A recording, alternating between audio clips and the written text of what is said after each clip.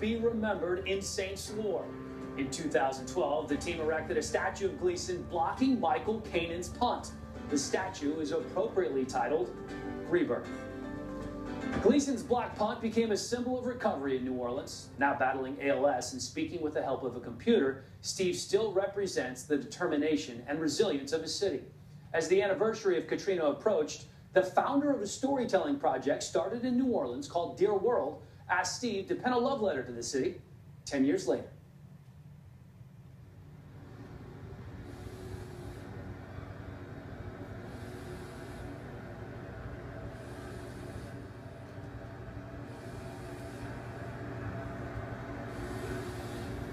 Dear New Orleans,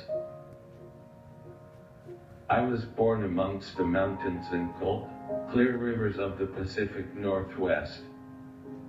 A place that is different from New Orleans, in seemingly every single way. I first moved to New Orleans nearly 15 years ago to play for the Saints. At the time, I was fighting to find a home in the NFL. A decade and a half later, I can proudly say I am a New Orleanian. New Orleans is a small city which resonates of family. Dysfunctional at times, but surely a family. It seems a normality now, but while exploring those first few years, I was astonished by the closeness of the families I met. I love New Orleans, but I understand that this city is not for everyone. If you're a clean freak, the city will likely give you hives. If you're intolerant of creative expression, the city will overwhelm you. Are you confined to a schedule, punctuality, or structure? Good luck. If you're the reclusive, solitary type, the city will open you up like a can of sardines, or maybe a lotus flower. If you're vaunting or spotless, the city will expose your humanity and promptly celebrate your stains. If you're the type of person who surrenders when adversity strikes, you won't last through a hurricane or football season.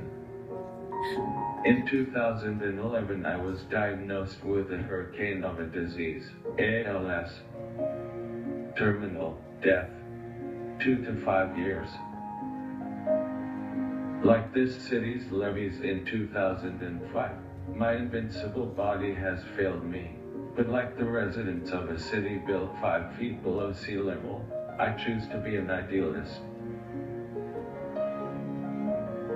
We simply must be steadfast, maniacal idealists.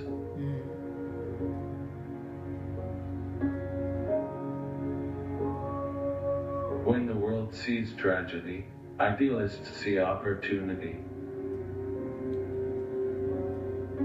When the world folds its hand, idealists double down.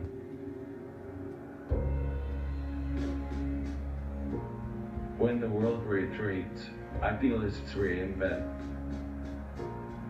Idealism isn't for the faint-hearted or weak-minded.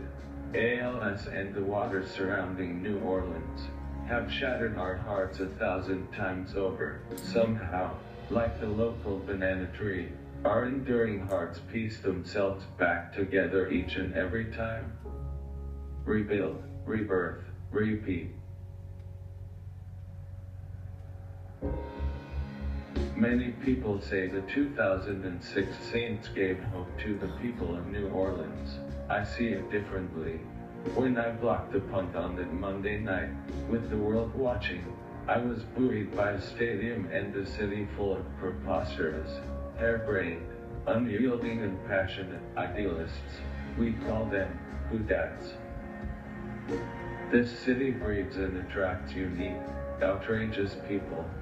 Bedraggled people who are honest enough to consecrate their shortcomings.